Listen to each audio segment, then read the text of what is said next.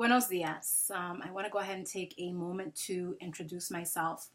My name is Alisa Cabrera, and I am a certified K through 12 Spanish teacher. As you can see, I am a native, fluent speaker of the language. I can read, write fluently. My parents are from the Dominican Republic. I was born and raised in Brooklyn, New York City. You might be able to hear my accent a little bit. And I was brought up in a predominantly Puerto Rican neighborhood. And so a lot of people think that I am from Puerto Rico. Later in life, I married my husband, who is from Cuba. And so I always tell people that I represent the Caribbean. I have a little bit of the Dominican Republic, Puerto Rico, and Cuba in me. And that is who I am. I'm going to go ahead and answer the questions you guys have requested in order. I'm going to start with my past experience. As far as my past experiences, I started my teaching career at Caledonia High School. And so when I graduated Aquinas College, I got hired in right away into Caledonia. I was in Caledonia for 6 years. And during those 6 years, I taught Spanish levels 1 through 4. Great experience. I had a great Spanish department. But I felt that my time at Caledonia was coming to an end. And when I set out to teach, I always wanted to work with inner city students, being that I grew up in Brooklyn, New York City, and I went to the public school system in New York City. And so at the time, I felt that it was time for me to move on and see what else I could give and learn from a different district. And so I got hired into Kellogg'sville Public Schools. And so at Kellogg'sville, it was a little bit different. I taught levels 2, 3, and 4. I taught an Honors 4 class as well as Heritage Learners. And as I said, it was quite different because I had 4 different preps to ready for and just different content to teach. I learned a lot in my time or during my time at Kellogg'sville. Teaching heritage learners is completely different than teaching non-native speakers of the language. And I learned a lot. I learned a lot from my students. I learned things that you don't learn in you can possibly learn in textbooks. I learned about culture. I learned about the differences in dialect. I think I learned more than my students did that particular year. It was quite fun. In addition to teaching all those levels, I was also the leader of I ran the Latino club over at Kellogg'sville High School. During my time at Kellogg'sville High School, my husband started a commercial driver business. And I took some time off to help him build this business and get it on its feet.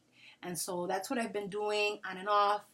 This particular year, I've been subbing. I did a long-term subbing job over at Roguewood Elementary. When I was at Roguewood Elementary, I long-term subbed for a first grade class. It's a Spanish immersion program.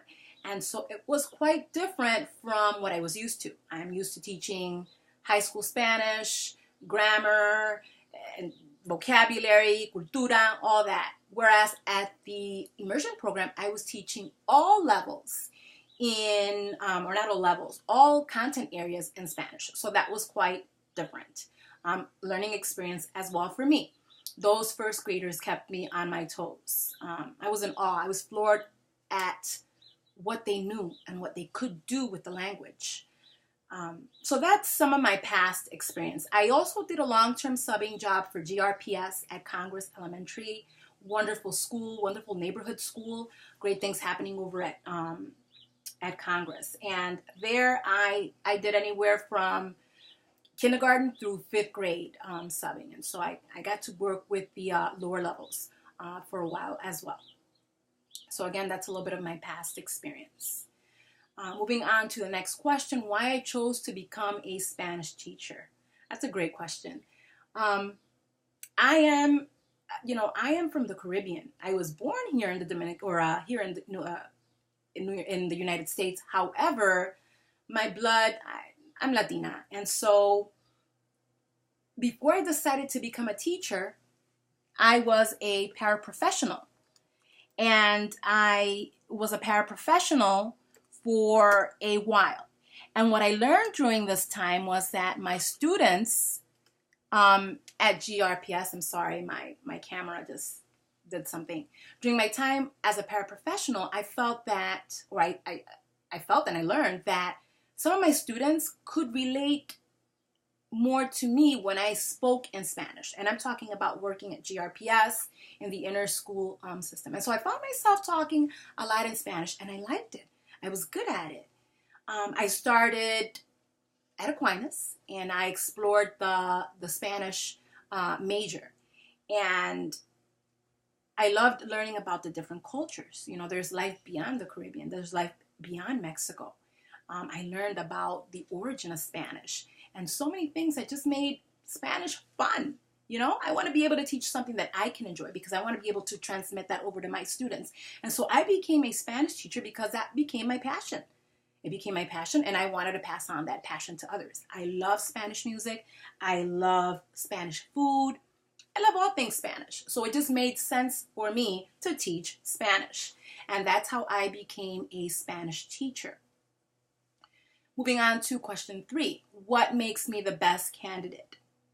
I think I am the best candidate for this job for some of the things I've already mentioned. Anyone can teach Spanish. Anyone can go and become certified to teach Spanish. I've seen this many, many times. However, not everyone has what we call in Spanish el don. You have to have el don to teach Spanish. And el don is the ability to take this language that so many school districts are trying to get rid of as an elective. It's being able to take this language and transmit it to your students in a way that they fall in love with it. Not only the language, but the culture behind the language. And not everyone has that ability. I can teach grammar, I can teach vocabulary, I can even teach pronunciation.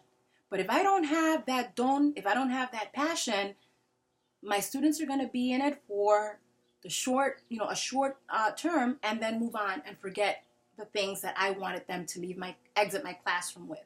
And so I think that I am a good candidate because I have that ability. I have that don. And I think East Grand Rapids Public Schools would love it.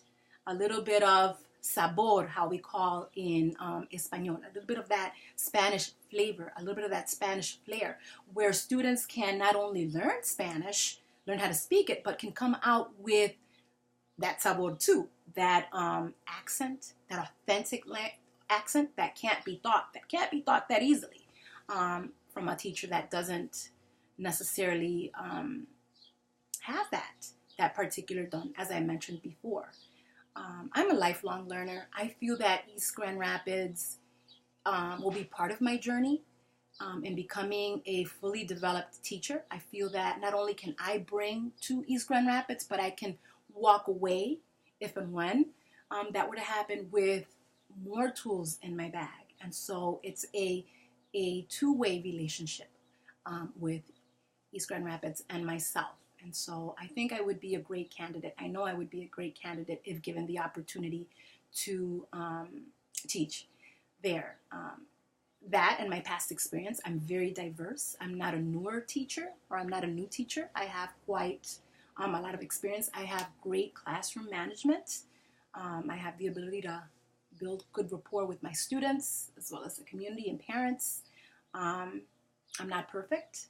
There's room for growth here. I am work in progress, but I do think that I am your candidate. I am your girl. All right, moving on to the next question. I've answered past experience, why I chose to become a Spanish teacher, and what makes me the best candidate. I think I've answered all questions. And so again, my name is Alisa Cabrera. I hope that you guys go ahead and consider me. I look forward to sitting down and meeting on a one-to-one basis with you guys in person. Thank you for your time and consideration. Have a great day.